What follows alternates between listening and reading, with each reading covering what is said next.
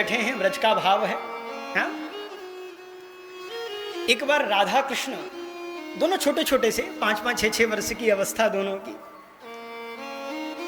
और दोनों के मन में ब्याह करने की इच्छा जागृत है गई साहब। कौन सी उम्र में? जा उम्र में बच्चों को कपड़े पहनने भी नहीं आते, उस उम्र में इनकी ब्याह करने की इच्छा जागृत हो गई। क्योंकि हमारे राधा वल्लभ लाल जी तो एक वर्ष में 365 दिन होता है, और मुझे लगता है वो 600 दिन तक दूल्हा बन के रहते हैं। नित्य दूल्हा नंद कुमार, ये तो नित्य दूल्हे। सखियन के उर ऐसी आई, ब्याह विनोद रचय सुखदाई। हाँ, यहां तो ब्याह भी विनोद है, अगर हंसी भी करनी है तो कैसे? बोले चलो साहब, ठाकुर जी और प्रिया प्रियतम की दोनों की शादी करा देते हैं, विवाह करा देते हैं, आनंद लेंगे उसमें। उसमें भी बड़ा सुंदर हम लोग पंचम दिवस विवाह की चर्चा श्रवण करेंगे। कई लोग कहते हैं ना, बोले राधा कृष्ण का विवाह नहीं हुआ। आप लोग तो सब जानते हैं, लेकिन हमारे जो बाहर के भक्त भी श्रवण कर रहे हैं, कई लोग कहते हैं राधा कृष्ण का विवाह नहीं हुआ, तो हम उनको प्रमाणित करके पंचम दिवस की कथा में ये बताएंगे कि राधा कृष्ण का भी विवाह हुआ है। हाँ? तो हम लोग भाव में आते हैं। 5-5, 6-6 वर्ष की अवस्था, दोनों के मन में इच्छा जागृत हो गई। बोले मैया, दोनों ने अपने अपने मैया बाबन से कही, बोले मैया हमारा ब्याह कराए दो, हमारी शादी कराए दो। दोनों के मैया बाबन ने कही, बोले लाला तुम अभी बहुत छोटे हो, विवाह करने के बाद में बहुत सारी जिम्मेदारी आती है। क्योंकि मैं आप लोगों को बता दूं, जो माताएं होती है ना, वो बिंदी लगाएंगी, गले में मंगलसूत्र पहनेंगी और सिंदूर लगाएंगी, तब पता चलता है कि विवाहित है ना, तब पता चलता है कि विवाहित है। और पुरुषों का तो चेहरा देख करके ही समझ आ जाता है कि ये विवाहित है। हाँ? क्योंकि दुख के मारे होते हैं बेचारे। हाँ? जिनका चेहरा लटका हो, समझ लो कि वो विवाहित है। मैया बाबा ने कही, बोले लाला तुम्हारी उम्र बहुत कम है, अभी जिद मत करो, अभी विवाह करने का उम्र नहीं है, तुम व्यवस्थाओं को नहीं समझ पाओगे। लेकिन दोनों बच्चे, दोनों ने जिद किया, नहीं नहीं हमारी शादी कराओ, हमें विवाह करना है। बोले ठीक है साहब। अब बच्चों के जिद के आगे क्या कर सकते हैं। दोनों एकत्रित हुए, एक भई दूल्हा की मैया, एक भय दूल्हा के बाबा। दोनों का विवाह हो गया, परिणय संस्कार हो गया। श्री ठाकुर जी ने किशोरी जी की विदाई कराई बरसाना से लेके, और रथ में बिठाया नंदगांव लेके चल पड़े। बड़े भाव से श्रवण कीजिएगा, भाव हैं रसिकों के। नंदगांव लेके चल पड़े। कितनी दूरी? 6-7 किलोमीटर की दूरी बरसाने से नंदगांव। पहुंच गए नंदगांव। किशोरी जी उतरी और यशोदा मैया ने उनका स्वागत किया आरता वगैरह करके, और अंदर प्रवेश कराया। किशोरी जी जो ही अंदर प्रवेश की हैं, तभी उन्होंने क्या देखा, जो दीवार की पट्टी होती है ना ठाकुर जी के, नंद महल की जो पट्टी होती है, उस पर ठाकुर जी ने कुछ लिखवा रखा है। क्या लिखवा रखा है उसमें?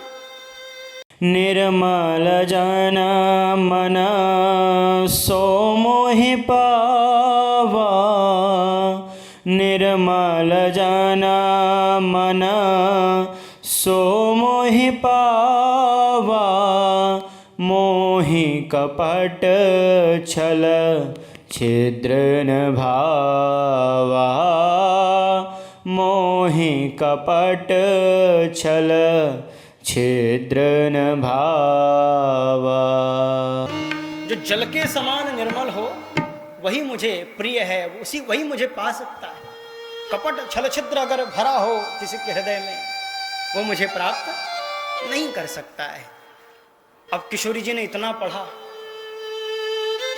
कक्ष में चली गई, पीछे पीछे श्याम सुंदर गए। जब गए तो किशोरी जी ने उनसे कही, किशोरी जी रोने लग गई, उनके नेत्रों से झरझर अश्रु प्रवाहित हो रहे। श्याम सुंदर देख करके विह्वल हो गए। बोले किशोरी जी, ये आपको कहा भय, आप ऐसे रुदन क्यों कर रही हो? कोई ऐसी बात है गई हो तो हमें बताए दो। काऊ ने कछु कह दी, मैया बाबन ने कछु कह दी, तो आप बताओ, हम चल के बात कर लेंगे। आप रुदन क्यों कर रही हैं? बोले देखो, मैं रुदन क्यों कर रही हूं, इसका जो भाव है ये मैं आपको नहीं बता सकती, लेकिन मेरी और आपकी नहीं बनेगी। सीधे कह दिया, आज ही आई हैं और आज ही कह दिया, बोले मेरी और आपकी नहीं बन पाएगी साहब, आप अपना देखो, मुझे मेरे बाबा के महलों में पहुंचा दो, मेरा और आपका कोई तालमेल नहीं है, मैं आपके साथ नहीं रह पाऊंगी, मुझे वहां पहुंचा दो बरसाना। ठाकुर जी ने कही, बोले किशोरी जी विनती है, कोई बात हो गई हो तो कृपा करके आप बता दो।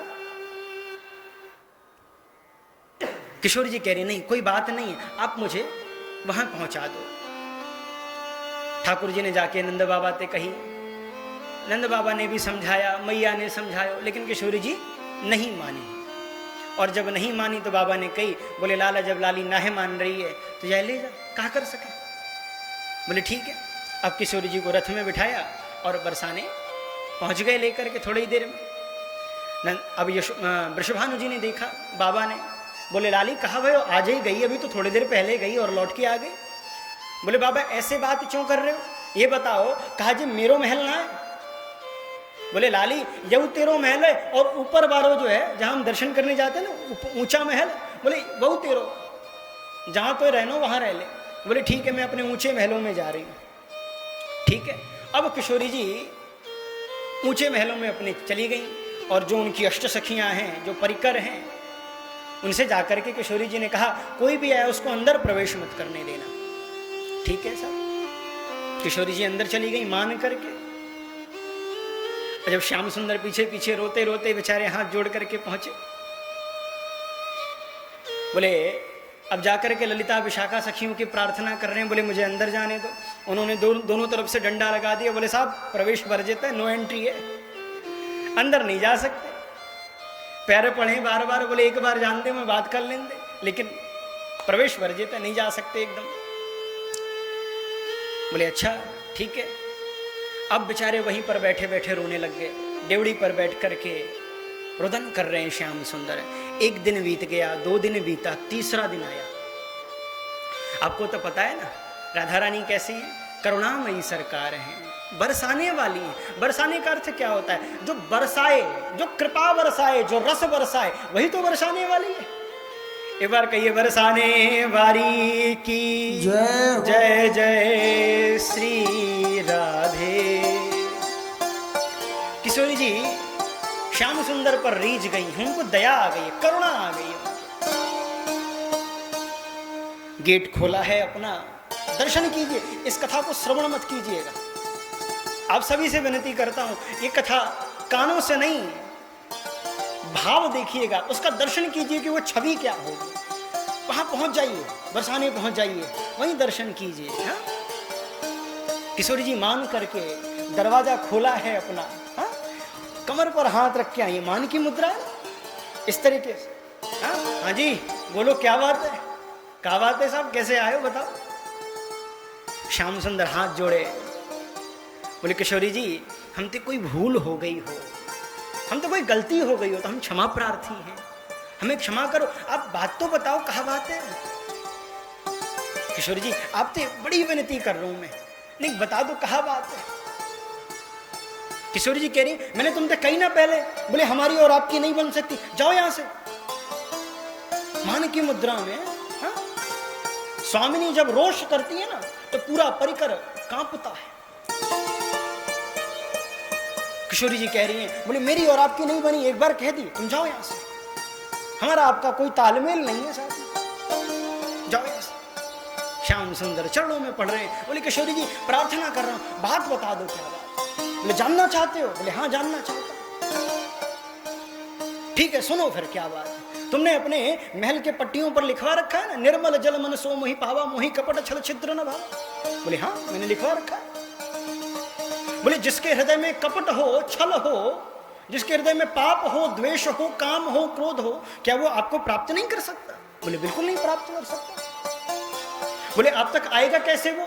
बोले साधन करना पड़ेगा, नाम जप करना पड़ेगा। बोले अगर वो भी ना कर सके तो वो आप तक नहीं आ सकता। बोले नहीं आ सकता। बोले बस इसीलिए मैं यहां पर आकर के बैठी हूं। बोले क्यों, बात क्या है बताइए मुझे। तो किशोरी जी कह रही हैं, बोले मैं ऊंचे महलों में आकर के अपने बैठी हूं।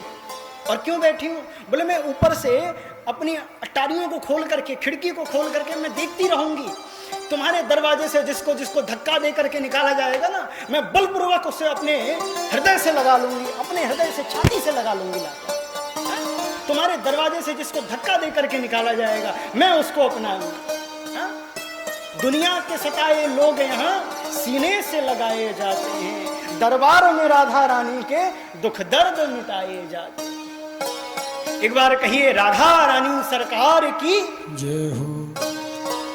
दुनिया के जितने भी सताए लोग हैं ना, उनकी जो दवा है, उनका जो इलाज है, वो यही होता है साहब। किशोरी कृपा हो ना तो सब संभव है।